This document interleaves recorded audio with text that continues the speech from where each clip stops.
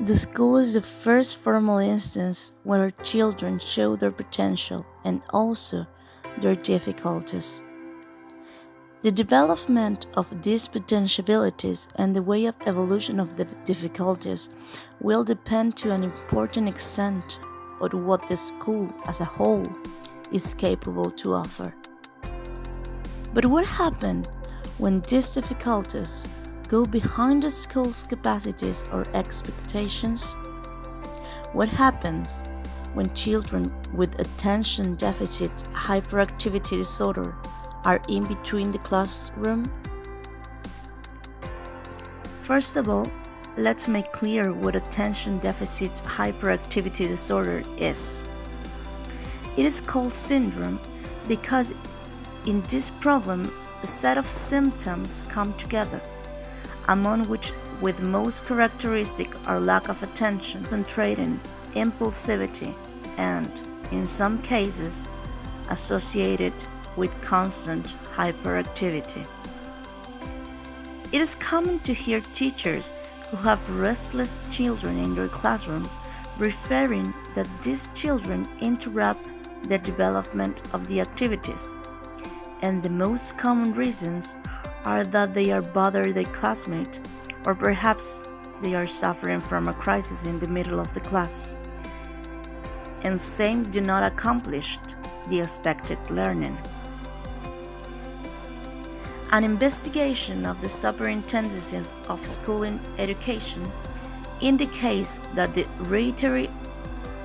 an investigation of the superintendency of school education indicate of these cases is of the 3 and 7%. The reports of teachers and school actors give the impression that the percentage is higher, and in a context of a group course, the difficulties of these students will increase, to the point that the group dynamics and the work climate can become difficult to manage.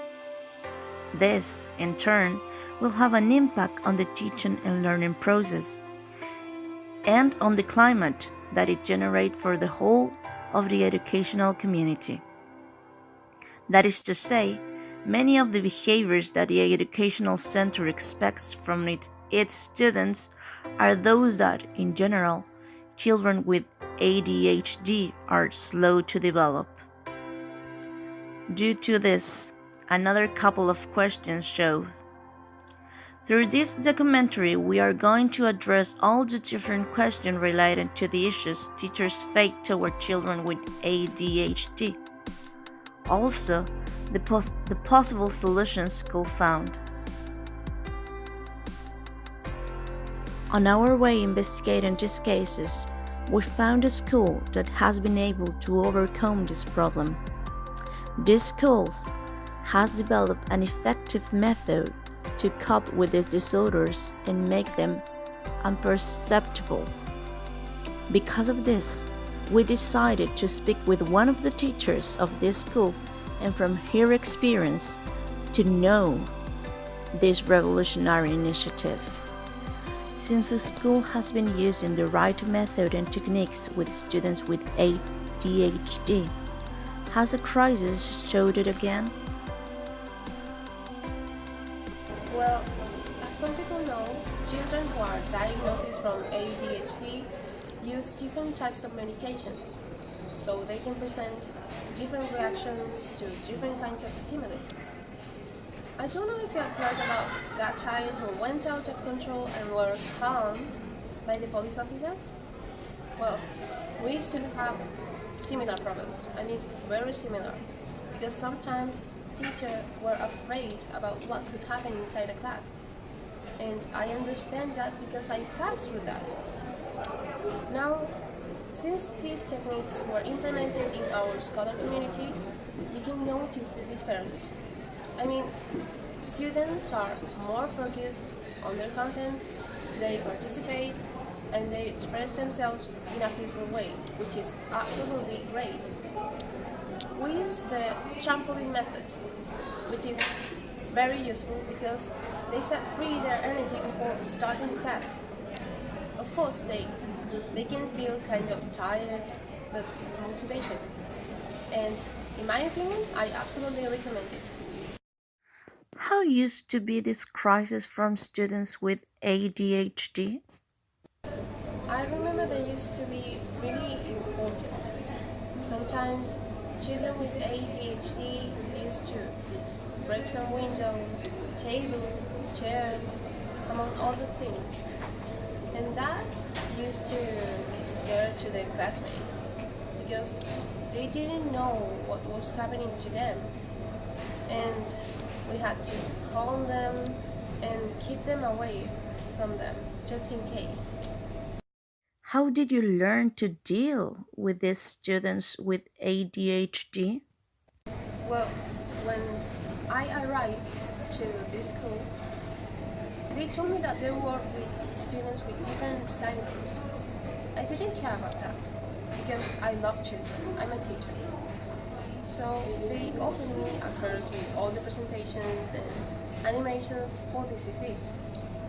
I accepted, but I must confess it was a little generalized. I mean, the 70% in general aspects and the 30% in specific aspects. That's too short. Well, it is normal to think that once you've got a course and a title of that course, you become an expert. But it is very different, the theory and the practice. I was kind of scared because, as I said before, that course was more generalized than specific. So, not all the cases are similar, of course. So I decided to mix that course with my students to a normal class. And it was absolutely successful. And is there any discrimination of some students towards students with ADHD? Well, discrimination is a topic that is always present in education. Even if we would try to avoid it or ignore it, it is present. Well, before this innovation in our school, students used to avoid or even make fun of the ADHD students. And it was really complicated because every time we used to try to talk with them, they just didn't pay attention or they forgot it. And of course, that is really frustrating. So, nowadays, they are more tolerant between each other. Of course, sometimes there are just a few students who are being discriminating, but we are doing our best to improve those behaviors and accept the others as they are. Well, these innovations are undoubtedly comforting. Learn from schools that have gone beyond and have created this instance for the development of all students in all their capacities. The inclusion here is shown to us in a real way and with concrete results. But what about the other side? The rest of the students' population, those schools that do not have these innovative containment systems? For this, we talked to Fernanda, a teacher with experience in these cases, that more than one has had to deal with these disorders. When you arrived in the school, did they mention you about students with ADHD? And do they know how to deal with those students? Well, when I first arrived, they didn't mention anything. The school wasn't prepared to deal with the students with that condition, and I think that is because the percent of students with ADHD is low. Actually, most of the school prefer turning a deaf ear about that problem, and also they prefer not to invest in extra resources. Well, another factor is the parents. Some of them don't want to admit that their kid has ADHD, even though the psychologist of the school has already told them. How was the first time you had to face a student's crisis with ADHD? Well, the first time it was chaos. To be honest, I panicked. I didn't know how to handle a situation like that. The students started throwing pencil, notebooks, and other things. I asked him to please stop, but he didn't listen. Then he started running inside the classroom. I didn't know what to do because the student wasn't listening to me. The situation got worse when the students started throwing chairs and tables. The only thing I wanted to do was take the rest of the students outside, call the principal, and then wait until the kid had calmed down. As a teacher, are you prepared to deal with students with ADHD? Honestly, I think I'm more prepared now than I was before. I took a course about how to deal with them. So now I know what things I have to do and don't. But in general, I think most of teachers don't know how to handle kids with ADHD or any disorder because in university they don't teach you that. Maybe in a class they will mention them, but it's just that, only a small mention. Is there any discrimination of some students towards students with ADHD? Well, sadly, there are. Students without any disorders tend to discriminate students that do have one. They look at them differently because they behave different. But in my case, I always try to integrate the students with ADHD with the rest to work together. Sometimes it's really hard. As the teachers mentioned before, another common complication lies in the discrimination this kid have to suffer. 104,056 complaints of discrimination within educational institution received the Superintendency of Education between 2013 and 2014, and of these complaints, 51% are for children who suffer attentional deficit.